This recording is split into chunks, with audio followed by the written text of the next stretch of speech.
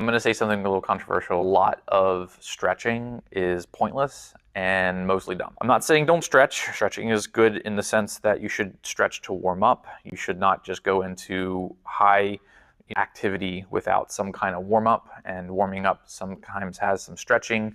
But even the most recent research says that you should probably do some kind of active warm up where you're not just statically stretching, but more of a dynamic stretch, which is high knees and butt kicks and things like that that are stretching, but just movement based stretching. But if you're sitting there and stretching your hamstrings because they're tight, and then 4 months later you're still tight, like when were you planning for that to work? Like, the reality is that I've never met someone who stretched their hamstrings into flexibility.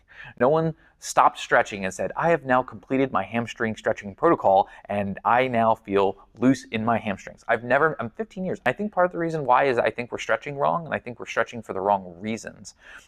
Reason to stretch: warm up, get loose, get ready for higher intensity activity. Reason not to stretch: because you have pain, because you feel like you are tight, because you want to improve some kind of mobility issue.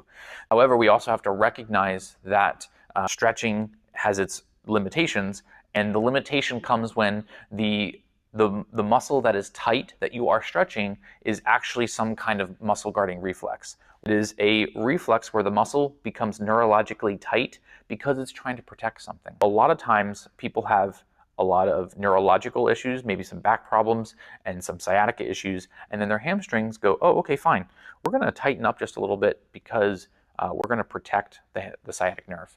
We are going, the low back muscles, the QL muscles, the glute muscles, we're going to tighten up a little bit because we've got some arteries, nerves, veins that are kind of inflamed and irritated, and the muscles are the body's way of protecting itself. Sometimes we find that the muscles get real tight because the joints are out of alignment, or they're subluxed, or maybe they're not moving very well.